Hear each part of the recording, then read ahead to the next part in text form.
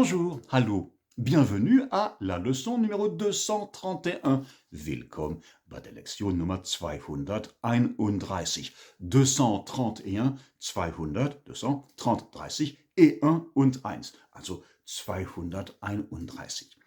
Dieses Video ist eigentlich die Fortsetzung einer Kurzgeschichte aus meiner Feder mit dem Titel Une question d'équité auf Französisch und auf Deutsch eine Frage der Gerechtigkeit.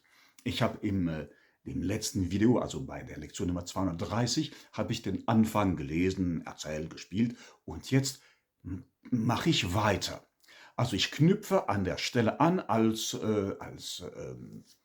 Konrad ein bisschen beleidigt beschließt, nach Hause zu gehen. Ich lese auf Französisch und hinten auf diesem Flipchart hinter mir kann man die Übersetzung des Textes lesen. Und wenn ihr später Fragen habt, zögert nicht, stellt mir die Fragen, ich mag Fragen. Also, und Konrad sagte, si ça prend cette tournure-là, je suis déjà moins sûr d'être content. Agnès ne dit rien. Konrad finit son pamplemousse et se leva. Où tu vas? Je me retire dans mes quartiers. L'avantage, quand on est seul, c'est qu'il n'y a personne à convaincre de sa bonne foi. Konrad jeta son uniforme dans son sac, enfila ses chaussures sans mettre de chaussettes et sortit. Agnès ne pleura pas longtemps car elle se sentait très fautive. Elle se reprocha de l'avoir importunée. Les hommes détestaient qu'on mette leurs paroles en doute. Quelle idiote avec son insistance ridicule. Elle avait voulu qu'il réagisse, en négatif ou en positif, comme elle l'avait imaginé. Mais dans la vie, rien ne se passe jamais, ni comme on le craint, ni comme on l'espère. Ainsi que l'avait écrit quelqu'un, Proust peut-être, oui, Proust sûrement, oui. Ah, quelle conne!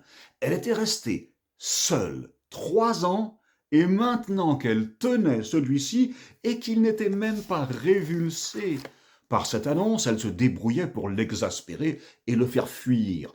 Ce serait même pas la peine de l'appeler pour s'excuser. Elle pouvait être certaine qu'il avait éteint son portable et chez lui, il y aurait le répondeur. Du moins, elle pouvait laisser un message. Elle composa le numéro et, après le bip sonore, comme la bande enregistrée l'y invitait, elle parla. Elle demandait pardon, elle avait été une idiote. Pour sa défense, elle avait l'excuse que dans son état, elle était peut-être encore plus fragile que d'habitude, parce que c'était tellement important pour elle. Elle n'avait pas besoin de lui faire un dessin, hein. C'était sa dernière chance en quelque sorte, puisqu'elle n'était plus si jeune, comme il avait déjà dû le remarquer, et c'était pour ça, bien sûr, enfin, aussi pour ça, que ça revêtait pour elle une telle importance. Elle le remercia ensuite de n'avoir pas été fâché, c'est-à-dire avant qu'elle l'énerve, et d'avoir été content. Et pour finir, elle quémanda l'aumône d'un appel au bureau le lendemain matin. Elle raccrocha et se lava les dents avant de se mettre au lit. Au bout d'une semaine, Agnès empoigna son téléphone. À Air France, elle inventa un accident de la route dont venait d'être victime une sœur imaginaire de Konrad pour qu'un responsable du planning consente à révéler que Konrad avait eu un long courrier sur Los Angeles dont il était rentré l'avant-veille et qu'il repartait le lendemain pour Tokyo. En sortant du bureau, vers 5h30, Agnès sauta dans le métro. Elle eut la chance de pouvoir entrer dans l'immeuble en même temps que l'un des voisins de Konrad, un quinquagénaire poivre et sel, qu'elle avait déjà vu avec une petite fille de 3 ou 4 ans. Konrad lui ouvrit en pyjama. L'appartement était plongé dans le noir. Elle s'excusa de l'avoir réveillé. Il était sûrement en train de récupérer du décalage horaire. Oui, mais elle ne le dérangeait pas et il était content de la voir. Il tira les volets roulants et la fit asseoir. Puis, après avoir enfilé un pantalon et une chemise, il lui présenta des excuses en règle. Il avait bien eu son message sur le répondeur et désirait l'appeler le lendemain matin. Mais il avait dormi jusqu'à midi, elle savait comment c'était, et ensuite il s'était dit qu'il l'appellerait le soir, lorsqu'elle serait rentrée de son retour au bureau, mais à 5h15, il avait été appelé d'urgence pour un Varsovie et n'avait pas pu appeler de là-bas parce que l'accu de son portable était vide, et au retour, il avait dû enchaîner aussitôt sur un Los Angeles. Ensuite, il n'avait pas osé la réveiller à cause du décalage horaire. Et bien sûr, plus le temps passait, moins il osait l'appeler. Et finalement, il lui était reconnaissant d'être venu, sans quoi il n'aurait peut-être bien plus jamais osé l'appeler. Mhm. C'était comme avec les lettres, hein. On ne sait pas comment s'excuser de ne pas avoir répondu tout de suite, alors on remet la réponse à plus tard. Mais plus on attend, moins il y a de chances qu'on réponde un jour. Bref, il était vraiment inexcusable, surtout dans la situation où elle était, où ils étaient, enfin, où il l'avait mise. Agnès fut transportée d'amour et de reconnaissance.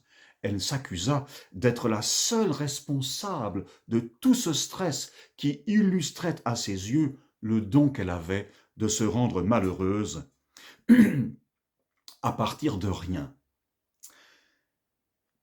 Mais tu m'as déjà beaucoup équilibré, mon chéri, et tu vas m'équilibrer encore davantage, je le sais. Et il y aura même un moment où tu en auras marre de mon équilibre, mais ce sera ta faute.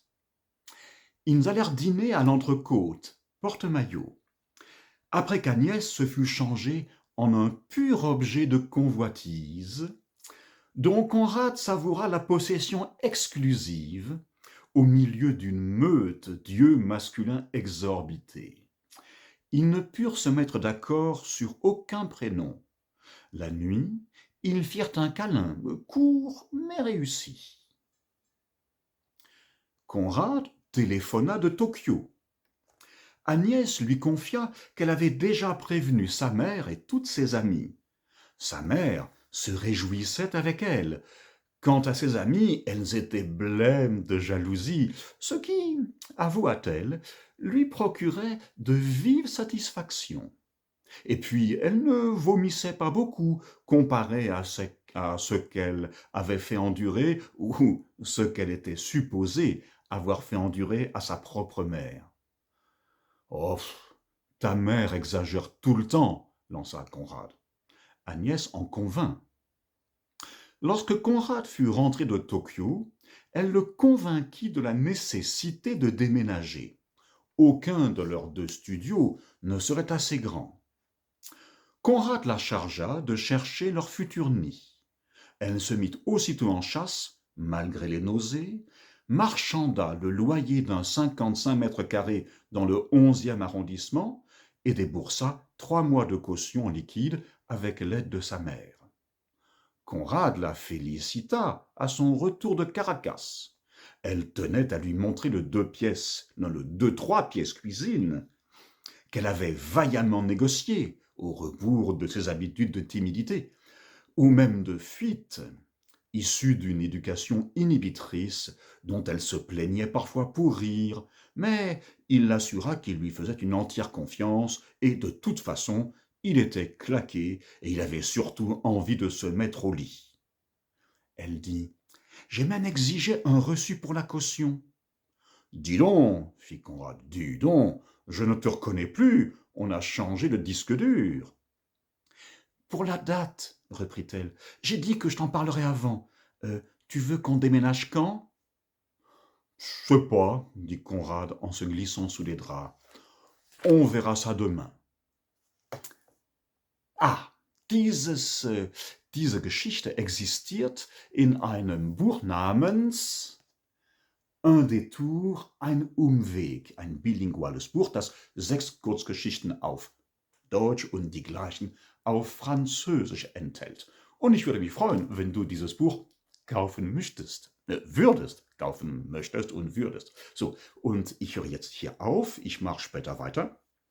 Die Fortsetzung kommt also und ich freue mich sehr, wenn du meinen Kanal abonnierst, meine Webseite besuchst, jean-philippe-devise.de, jean-philippe-devise.de und ja, und ich freue mich auch sehr, wenn du dieses Video teilst und likest und so weiter. Und übrigens gibt noch eine Möglichkeit, diese Geschichte in ihrer Ganzheit in einem Stück zu erfahren, nämlich wenn du mich zu einer Lesung einlädst. Ich mache sehr oft Lesungen in Grundschulen, da nur auf Deutsch oder in Gymnasien, meistens bilingual, Deutsch-Französisch. Genug für heute, bis bald. Tschüss.